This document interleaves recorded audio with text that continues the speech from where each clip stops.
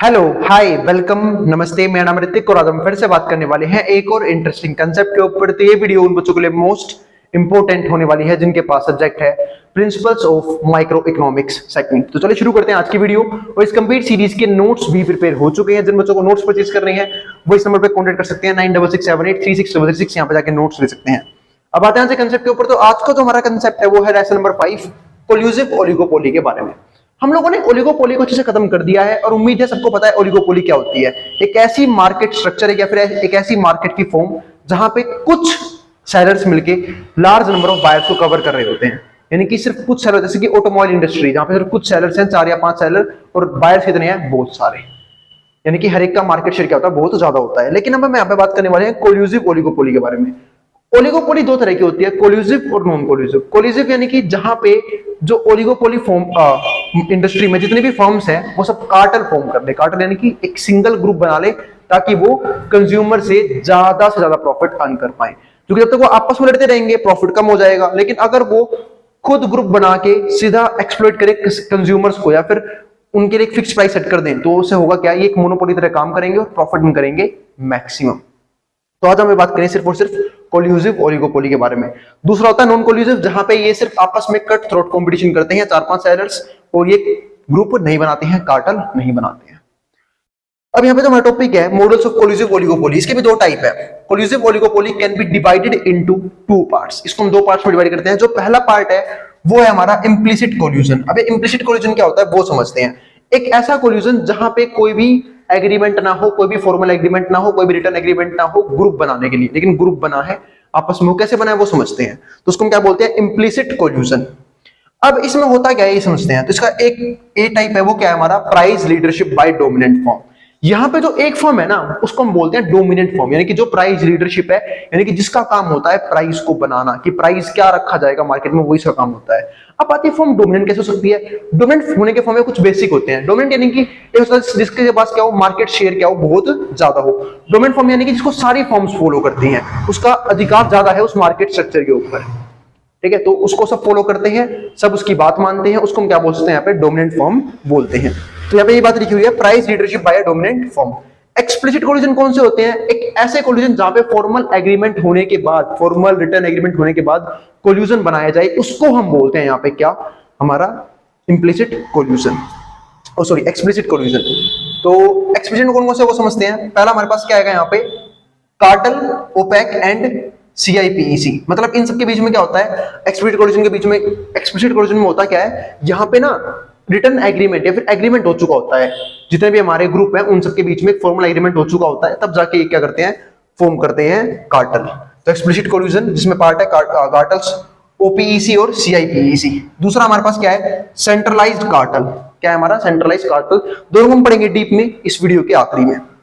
तो अब अगर इसको और आगे समझें, अब समझते हैं इम्प्लिसिट कोल्यूजन की फर्स्ट टाइप ऑफ कोल्यूजन, जहां पे किसी भी तरह का एग्रीमेंट, फॉर्मल एग्रीमेंट नहीं होता है, सिर्फ हम एक फॉर्म को डोमिनेंट मान के, अब डोमिनेंट माने कुछ तरीके होते हैं उनके हम टाइम्स पढ़ेंगे, ठीक है, डोमिनेंट मान के उनको सब क्या करते हैं, फॉलो करते हैं प्राइस के लिए। यानी कि वो होती है प्राइस मेकर, और बाकी अदर फॉर्म्स जो होती हैं वो क्या होती हैं, डोमिनेंट फॉर्म को छोड़ के वो होती है प्राइस टेकर।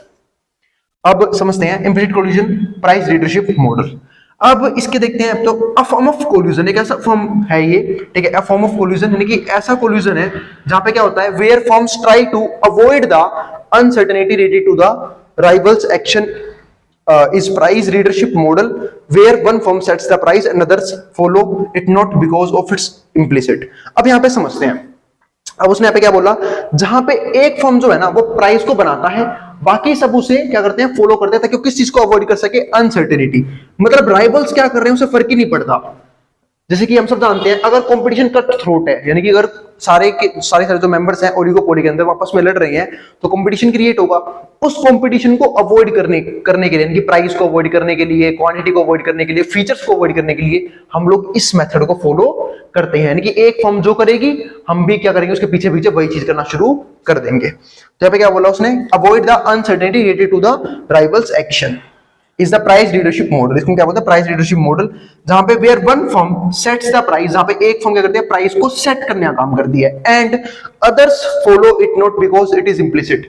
ध्यान समझना, अदर फॉलो करती है सिर्फ इस बात की कि वो इम्प्लिसिट है, as otherwise it create unnecessary competition. क्यों? क्योंकि फिर होगा क्या, अगर वो उसे फॉलो नहीं करेंगी तो अननेसेसरी कंपटीशन होगा। अननेसेसरी कंपटीशन में क्या होगा, कंज्यूमर्स को बेनिफिट ज्यादा मिलता है और जो प्रोड्यूसर है उसको ज्यादा क्या होता है, नुकसान होता है, क्योंकि वो आपस में ही कंपटीशन करने में लगे हुए हैं। एंड रिड्यूस कंबाइंड प्रॉफिट, और इससे होता क्या है, कंबाइंड प्रॉफिट क्या होता है, रिड्यूस होता है। पर ध्यान देना यहाँ पे एक बात और, कि यहाँ पे जो प्राइस सेट किया जाता है, दूसरी फर्म जो है वो ओब्लिगेटरी नहीं होती, यानी कि उसके ऊपर ओब्लिगेशन नहीं होता कि तेरे को फॉलो करना ही है, करना है, नहीं, ठीक है। क्योंकि एग्रीमेंट तो हुआ नहीं है कि भाई आपको प्राइस फॉलो ही करना पड़ेगा, आपको हमारी बात माननी ही पड़ेगी डोमिनेंट फर्म की, उसकी अपनी मर्जी होती है। लेकिन अगर उसे कंपटीशन से बचना है तो उसे ये चीज करनी पड़ती है, कंपटीशन से नहीं बचना तो कोई दिक्कत नहीं है। इसके बाद क्या आता है हमारे पास यहाँ पे, टाइप्स ऑफ प्राइस लीडरशिप। अब क्या आता है कि प्राइस लीडरशिप के टाइप्स कौन कौन से हैं, अब वो डिस्कस करते हैं। 3 टाइप के प्राइस लीडरशिप है। पहला हमारे पास क्या आता है, जब एक फर्म जो है वो क्या है, लो कॉस्ट फर्म है, यानी कि इसकी कॉस्ट कम से कम आ रही है। अब एक सिंपल सी बात है, मैंने आपको 1000 बार ये बात समझाई होगी इकोनॉमिक्स के अंदर, कि जब भी किसी भी इंडस्ट्री को, किसी भी प्रोड्यूसर को अपना प्रॉफिट बढ़ाना हो, उसके 2 ही तरीके होते हैं, या तो अपना प्राइस इंक्रीज करे, प्राइस इंक्रीज करेगा तो भाई जो लोग हैं, जो कंज्यूमर्स हैं उसके, वो शिफ्ट हो जाएंगे। क्यों? क्योंकि प्राइस इंक्रीज होता है, हम सब जानते हैं, डिमांड क्या होती है, कम हो जाती है। यहाँ पे आता है प्राइस और डिमांड का अपना एक रिलेशन। लेकिन यहाँ पे एक बात और समझ में आई कि भाई प्राइस बढ़ाना एक तरीका हो सकता है, दूसरा तरीका हो सकता है कॉस्ट को कम कर देना। जब कॉस्ट कम से कम आएगी तो प्रॉफिट क्या हो जाएगा, अपने आप ही बढ़ जाएगा। तो पहली फॉर्म जो प्राइस लीडरशिप क्रिएट करते हैं उसका रीजन क्या है, price leadership by low cost firm, यानी कि प्राइस लीडरशिप करी तो है, पर किसने करी है, जिस फॉर्म की जो कॉस्ट हो काफी कम है, लो कॉस्ट फॉर्म है। Firm that has least cost, जिसके पास क्या हो, लीस्ट कॉस्ट हो, यानी कि जो कम से कम खर्चा करके चीजों को मैन्युफैक्चर करती हो, least cost. As a leader, वो कैसे काम करती है, act as a leader, leader की तरह काम करती है। And other firms follow price changes, और जो दूसरी फर्म्स है वो क्या करती है, इस चेंज को फॉलो करती है। अब दूसरा जो टाइप है, ठीक है, उसको डिस्कस करने से पहले आपको जो यहां से उतारना उतार ले, उसके बाद बात करते हैं सेकंड टाइप की। सेकंड टाइप में क्या है, चलो देखते हैं सेकंड टाइप को। सेकंड टाइप जो है वो हमारे पास क्या है, बैरोमेट्रिक प्राइस लीडरशिप। अब बात ये आती है कि बैरोमेट्रिक प्राइस लीडरशिप का मतलब क्या है, वो समझते हैं पहले। Barometric firm of the economy as can gauge the economic environment in a better way. मतलब बैरोमेट्रिक फॉर्म हम उन फॉर्म्स को बोल सकते हैं जो अपना इकोनॉमिक एनवायरनमेंट काफी बेटर रखती हैं, यानी कि सिंपल सी बात है, जो इंटरनल एनवायरनमेंट है किसी भी कंपनी का, वो अदर कंपनी से क्या है, काफी अच्छा है, इकोनॉमिक एनवायरनमेंट भी क्या है, काफी अच्छा है। तो बाकी सारी फॉर्म जो है उसे डोमिनेंट फॉर्म की तरह मानती है और उसको फॉलो करती है उस इंडस्ट्री के अंदर। तो ये बात यहाँ पे है। तो प्राइस लीडरशिप, एक बैरोमेट्रिक प्राइस लीडरशिप बोलते हैं हम इसे। इसका मतलब क्या है, जो एक फॉर्म जिसका इकोनॉमिक एनवायरनमेंट, देखो यहाँ पे लिखा भी हुआ है, इकोनॉमिक एनवायरनमेंट क्या है, काफी बेटर है, in a better way as compare to other forms, दूसरी फॉर्म्स के हिसाब से। बिकॉज ऑफ इट्स लर्निंग और experience is considered a price leader, और उसकी लर्निंग की वजह से और उसके एक्सपीरियंस की वजह से उसे क्या बोलते हैं, प्राइस लीडर मानते हैं। Which is then followed by other firms for price changes, और हम इसको फॉलो करते हैं कभी भी जब प्राइस को चेंज किया जाता है, यानी कि जैसे ही जो ये फॉर्म है, डोमिनेंट फॉर्म है, यानी कि जो ये बैरोमेट्रिक फॉर्म है, जब जैसे ये प्राइस को चेंज करेगी उस हिसाब से बाकी इंडस्ट्री भी क्या करेंगे, अपने प्राइसेस को चेंज कर लेंगे। और ये एक अच्छा तरीका होता है, ये एक रूल होता है, ठीक है। एक सिंपल सी बात है कि मैं आपको अभी करंट का एग्जांपल देता हूं। फिलहाल आप लोगों ने देखा होगा कि जो एयरटेल है और जो जियो है, जियो ने पहले अपने प्राइस इंक्रीज किए रिचार्जेस वगैरह के, एयरटेल ने भी साथ साथ कर दिए। अब उससे हुआ क्या, क्योंकि जियो एक इमर्जिंग कंपनी है, इमर्जिंग क्या, काफी वेल डेवलप कंपनी बन चुकी है काफी कम टाइम में, उल्टा इसने सारे कॉम्पिटिटर को मार्केट से बाहर कर दिया कुछ को छोड़ के, जिसमें से एक हमारा क्या है, एयरटेल है, जो कि दोनों बराबरी पे हैं अपने कस्टमर बेस के आसपास। तो जो अगर बात करूं तो जियो ने प्राइस बढ़ाए, एयरटेल ने भी साथ साथ बढ़ा लिए अपने प्राइस।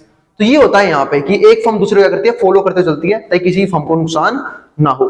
पर मेरे हिसाब से मानने वाली बात है कि एयरटेल को ऐसा नहीं करना चाहिए था, क्योंकि एयरटेल के पास एक अपॉर्चुनिटी होती और कस्टमर्स ग्रैब करने की, क्योंकि एयरटेल की सर्विसेज तो अच्छी थी ही पहले से ही। तो अगर उसके प्राइस सेम रहते और सिर्फ अगर हमारा यहाँ पे प्राइस बढ़ाता जियो, तो लोग जो है वो शिफ्ट हो जाते हैं किसके अंदर, एयरटेल के अंदर।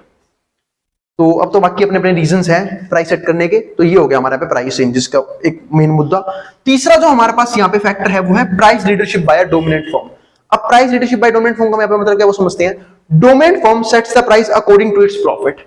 अब कोई भी डोमिनेंट फर्म है, अब डोमिनेंट फर्म का मतलब पता है क्या है, यहाँ पे डोमिनेंट फर्म का मतलब है कि जिसकी सेल्स बहुत ज्यादा होगी। अब सेल्स ज्यादा होने का मतलब क्या है, उसका कस्टमर बेस क्या है, बहुत ज्यादा है, मार्केट में उसका कस्टमर जो शेयर है वो क्या है, बहुत ज्यादा है। ऐसे केसेस में क्या होता है, वो लोग अपना जो प्राइस है वो सेट करते हैं अकॉर्डिंग टू प्रॉफिट मैक्सिमाइजिंग, कि हमें प्रॉफिट क्या करना है, ज्यादा से ज्यादा प्रॉफिट अर्न करना है, प्रॉफिट मैक्सिमाइजेशन में पूरा ध्यान होता है उनका क्राइटेरिया।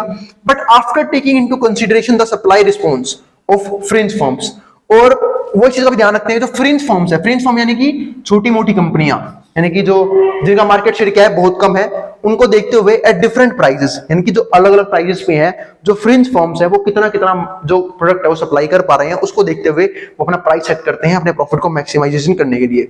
तो ये जो फर्म बन गई ना हमारी डोमिनेंट, वो क्या बन गई हमारी यहाँ पे प्राइस मेकर। ये क्या है? प्राइस मेकर, इसका काम है प्राइस को बनाना। And the other smaller firms क्या बन जाएगी हमारे यहाँ पे? Price taker. ये भी ध्यान रखें। इसके बाद जो हमारा लास्ट पॉइंट आता है वो आता है एक्सप्लिसिट कोल्यूजन का। अब ये एक्सप्लिसिट कोल्यूजन का मतलब यहाँ पे क्या है वो समझते हैं।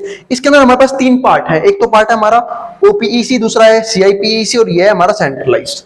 अब ये एक्सप्लिसिट तो बता चुका हूं कोल्यूजन का मतलब, जहां पे जो फर्म्स हैं वो क्या बना लें, अपना एक फॉर्मल एग्रीमेंट तैयार कर लें कि हम एक तरीके से मिल के ही काम करेंगे, हम दूसरे को प्रॉफिट नहीं उठाने देंगे। क्योंकि कुछ चीजें जो है, अब सपोज करो कि कुछ रिसोर्सेज हैं जो सिर्फ कुछ ही कंट्रीज में पाई जाते हैं, फिर कुछ ही कंपनीज उसे मैन्युफैक्चर करती हैं, वो आपस में ग्रुप बना लेते हैं कि जब कोई चीज हमारे पास ही है सिर्फ, तो क्यों हम आपस में लड़ रहे हैं? ठीक है, लोगों को हमसे वो चीज बाय करनी है, हम आपस में ग्रुप बना लेते हैं, ठीक है, और फिर उसे सेल करेंगे, अपने प्रॉफिट के लिए काम करेंगे सिर्फ। तो ये होता है, ऐसे केस में हम लोग ग्रुप बनाते हैं। अब ऐसे यहाँ पर देखो ओपीईसी।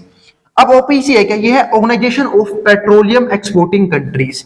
मतलब ये उन सब कंट्री की ऑर्गेनाइजेशन है जिनका काम क्या है? पेट्रोलियम को यहाँ पे क्या करना? एक्सपोर्ट करना। एक्सपोर्ट समझते हो ना? बाकी दूसरी कंट्रीज को बेचना। आपको पता होगा ये जो बनाई गई है 1960 में, सॉरी, इसको मैन्युफैक्चर किया 1960 में, और इसके अंदर है 14 मेंबर्स, यानी कि 14 कंट्रीज इस ऑर्गेनाइजेशन का पार्ट है जो क्या करती हैं? ऑयल को, पेट्रोलियम को एक्सपोर्ट करती हैं। अब ध्यान से एक बात समझना, इन्होंने ऐसा क्यों किया होगा? क्योंकि एक सिंपल सी बात है, उन्हें पता है कि पेट्रोल जो है, पेट्रोलियम जो है वो हर जगह नहीं निकलता है, वो सिर्फ कुछ स्पेसिफिक कंट्रीज हैं जहां पे पेट्रोलियम पाया जाता है। और जब वो वहीं पाता है तो हम आपस में क्यों लड़ रहे हैं? जब कुछ ही कंट्रीज है जिनमें पेट्रोल मिलता है तो हम आपस में ग्रुप बना लेते हैं और अपना एक प्राइस लेवल सेट करके ही उसे क्या करेंगे? आगे सेल करेंगे अदर कंट्रीज को। इससे क्या होगा? हमारा प्रॉफिट बढ़ेगा। लेकिन अगर हम आपस में लड़ते रहे प्राइस को लेके तो होगा क्या? बाकी कंट्रीज इसका बेनिफिट उठाएंगी और उन्हें चीजें सस्ते में मिल जाएंगी। तो इसलिए उन्होंने क्या कर लिया? ग्रुप बना लिया यहाँ पे, तो ओपीईसी बोलते हैं। फिर हमारे पास एक है सीआईपीईसी। अब ये सीआईपीईसी क्या है वो समझते हैं। Inter governmental council of countries exporting of copper. ये ग्रुप उनका ग्रुप है जिनका काम क्या है? कॉपर को एक्सपोर्ट करना। इसको बनाया गया था 1967 में, और इसमें है हमारे पास 8 मेंबर्स। अब ये भी क्या है? यहाँ पे फॉर्मल और रिटन एग्रीमेंट किनके बीच में? जो एक्सपोर्टर्स हैं, किसके? कॉपर के, और ये मिलजुल के कॉपर को एक्सपोर्ट करते हैं। अब इसके बाद हमारे पास आता है सेंट्रलाइज्ड। अब सेंट्रलाइज्ड में क्या है वो समझते हैं। When all firms is an oligopoly join to explicit cartel.